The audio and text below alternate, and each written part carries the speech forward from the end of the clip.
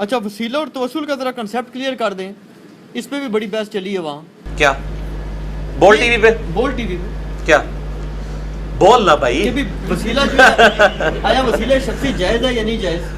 اچھا اچھا میں نہیں لوں گا, جزاک اللہ. میں نہیں وہ انڈا چیز نہیں میں کھاتا, کیونکہ آپ تو وسیلے کی کئی قسموں کو مانتے ہیں نا. میں نے وسیلہ اور توسل پہ میرے بھائی 3 گھنٹے کی گفتگو کی. اچھا اس میں گزارش کر دوں, پہلے سوال کلیئر ہو جائے. اہل حدیث کی عوام بلکہ دیوبند کی جو عوام الناس ہے نا, بالکل سادی عوام, وہ تو سمجھ لیں, وہ کہتے ہیں جی یہ دیکھو جی بت پرستوں میں ان میں کیا فرق ہے, وہ بتوں کا وسیلہ کرتے تھے, یہ اولیاء کا کرتے ہیں. آپ جو ہے آپ بیچ میں درمیان میں ایک عجیب سچویشن پیدا کر دیتے ہیں.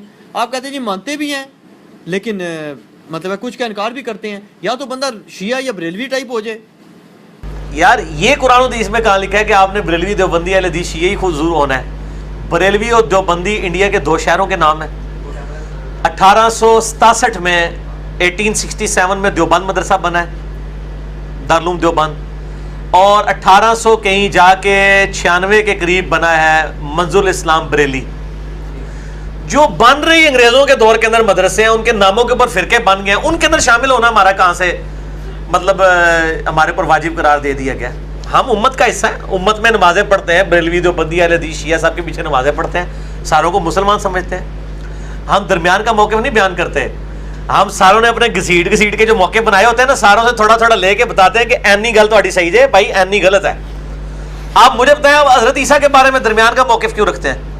آپ حضرت عیسیٰ کو اللہ کا بیٹا کیوں مانتے ہیں؟ نہیں مانتے, درمیان کا موقف ہے نا. قرآن کلیئر ہے نا. نہیں, آپ پیغمبر مان رہے ہیں ان کو, جی اتنی عظمت میں بھی مان رہے ہیں, بیٹا نہیں مان رہے. درمیان میں آگے نا آپ کہتے ہیں میں ان کو بیٹا بھی نہیں مانوں گا, خدا بھی نہیں مانوں گا, میں پیغمبر مانوں گا, عزت دوں گا. درمیان میں ہی آئے نا آپ بھی, ایک ایکسٹریم پہ تو نہیں گئے. ایکسٹریم تو یہ تھی کہ آپ ان کو دجال کہہ دیتے یہودیوں کی طرح نعوذ باللہ, یا عیسائیوں کی طرح آپ کہہ دیتے کہ وہ جو ہے وہ اللہ کے بیٹے ہیں یا وہ خود ہی اللہ ہیں. آپ مسلمان ہوئے, آپ نے کہا میرا درمیان کا عقیدہ ہے. تو درمیان مسلمان تو امت وسط کہا گیا اسے. آپ کو پتہ ہے قرآن حکیم میں اللہ تعالیٰ نے اسے درمیانی امت کہا گیا ہے, اور سانو ہی کیا گیا ہے کیونکہ ایسی مسلمان ہے. ہوا سماکم المسلمین من قبل وفی ھذا, اس قرآن کے نزول سے پہلے اللہ نے تمہارا نام مسلم رکھا تھا, اور اس کتاب میں بھی ابراہیم علیہ السلام نے پہلے ہی نام رکھا مسلم, اور اللہ نے بھی اس کتاب میں انڈورس کر دیا مسلم نام. تو الحمدللہ ہم تو مانتے ہیں میرے بھائی. نہیں وسیلے پہ کلیئر کریں نا. ہاں وسیلہ, وسیلے پہ میرا مسئلہ نمبر 43 ہے میرے بھائی. ڈیٹیل میں نے ایک ایک چیز ثابت کی ہے. 6 وسیلے ہیں جو مشہور ہیں, 5 ثابت ہیں. سب سے پہلے اللہ کے اسماء کا وسیلہ, وَلِلَّهِ الْأَسْمَاءُ الْحُسْنَى فَادْعُوهُ بِهَا, اللہ کے ناموں کے ذریعے اللہ کو پکارو. دوسرا وسیلہ ہے کوئی شخص اپنے نیک اعمال کا وسیلہ پیش کرے, وَاسْتَعِينُوا بِالصَّبْرِ وَالصَّلَاةِ, جس طرح کہا گیا نماز اور صبر کے ذریعے اللہ کی مدد چاہو. المدد یا نماز, المدد یا صبر نہیں ہے. یہ سارے دھوکے مفتی اکمل صاحب نے ختم کر چھڑے نے کہ جی آپ نماز اور مدد چاہو, کس کی مدد چاہو؟ آگے ہے ان اللہ مع الصابرین, اللہ کی مدد چاہنی ہے, اللہ صبر کرنے والے ساتھ ہے. تیسرا وسیلہ ہے, یہ تو نیک اعمال کا ہو گیا, اس میں وہ بخاری مسلم حدیث ہے 3 لوگ غار میں پھنس گئے تھے. تیسرا وسیلہ ہے جنت میں ایک مقام ہے الوسیلہ. آپ صلی اللہ علیہ وسلم کی بخاری مسلم حدیث ہے, جو اس مقام کے لیے میرے لیے دعا کرے گا, اذان کا جواب دے, دروشی پڑھے, تو میری شفاعت اس کے لیے حلال ہو جائے گی. وہ مقام وسیلہ ہے.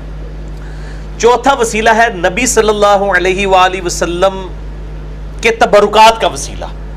بخاری مسلم میں آتا ہے, آپ کے کرتا مبارک کا دھون صحابہ شفا کے لیے لے کے جاتے تھے, بال مبارک کا دھون, میں نے ساری حدیثیں بخاری مسلم سے بتائی ہیں.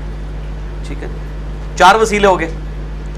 5واں وسیلہ ہے جو بندہ زندہ ہے, آپ کے سامنے موجود ہے, آپ اسے جا کے دعا کروا لیں. جیسے صحیح بخاری میں 1010 نمبر حدیث ہے, اے اللہ جب تک تیرے نبی ہم میں موجود تھے, سیدنا عمر کہتے ہیں, ہم ان کے ذریعے تیری طرف توسل اختیار کرتے تھے, ہم نبی کے چچا کو اب لے کے آئے ہیں, ان کی دعا کی برکت سے پھر وہ بارش نازل ہوگی. تو جو شخص آپ کے سامنے موجود ہے. نہیں لیکن وہ پھر ایک اعتراض کرتے ہیں نا, کیونکہ اہل حدیث بھی تو اس میں چڑھائی کر دیتے ہیں نا, مطلب مشرکی کہہ دیتے ہیں نا عوام, تو وہ کہتے ہیں کہ حضرت عمر رضی اللہ عنہ کی شہرک سے زیادہ اللہ قریب نہیں تھا. کیا چیز؟ حضرت عباس کا وسیلہ دینے کی ضرورت نہیں تھی, ڈائریکٹ اللہ سے مانگ لیتے. وسیلہ جو وہ وسیلہ دعاؤں کی قبولیت کا ذریعہ ہے. بخاری مسلم میں حدیث ہے جب بارش نہیں ہوتی تھی صحابہ کرام نبی علیہ السلام سے دعا کرواتے تھے. وسیل کسی نیک آدمی سے دعا کروانا یہ دعا کی قبولیت کا ذریعہ ہے نا. عمر خود زیادہ نیک تھے نا ان سے.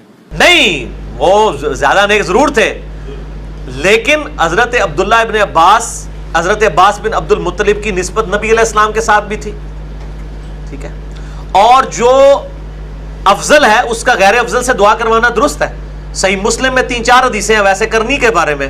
حضرت عمر کو حضور نے کہا تھا جب ملے تو اس سے دعا کروانا، تو کیا ویسے کرنی زیادہ افضل ہو جائیں گے؟ یہ تو نبی علیہ السلام نے ایک طریقہ بتایا ہے کہ کوئی افضل شخص یہ نہ سمجھے کہ وہ دوسرے سے دعا نہیں کروا سکتا، کروا سکتے ہیں، دعا کی قبولیت کا ذریعہ۔ پھر یہ کہ حضرت عمر جو ہیں، اب وہ یہ تو نہیں کہیں گے کہ میرے سے اوپر کوئی بھی نہیں ہے، میں کسی سے دعا ہی نہ کراؤں، اتنا تو متکبر کوئی شخص نہیں ہو سکتا۔ حضرت عمر تو اپنے سے تو افضل ہی سمجھتے تھے حضرت عباس کو، یہ تو ہم کہتے ہیں نا حضرت عمر افضل ہیں، حضرت عمر کا تو یہ عقیدہ نہیں تھا کہ میں ان سے افضل ہوں۔ نہیں، اللہ سے ڈائریکٹ مانگنے میں کیا حرج تھا؟ ڈائریکٹ مان سکتے ہیں، اس میں کوئی حرج نہیں ہے، لیکن وسیلے سے، توسل سے دعائیں قبول ہوتی ہیں، اس لیے دعا میں وسیلہ اختیار کیا جاتا ہے۔ یہ آپ صلی اللہ علیہ وسلم نے تعلیم فرمایا ہے، نیک آدمی سے دعا کروائیں، ظاہر ہے اس کی دعا قبول ہوگی، نیک آدمی ہو لیکن وہ جو اپنی پرستش کروا رہا ہے، جو آپ سے نذرانے بٹور رہا ہے، نہ آپ کی عزت کا لحاظ کر رہا ہے، نہ آپ کے مال کا لحاظ کر رہا ہے، جب موقع ملتا ہے بچیاں بھی بکا کے لے جاتا ہے مریدوں کی، اور وہ مال بھی بٹور کے لے جاتا ہے، اس کی بات نہیں ہو رہی، اللہ کے نیک بندوں کی بات۔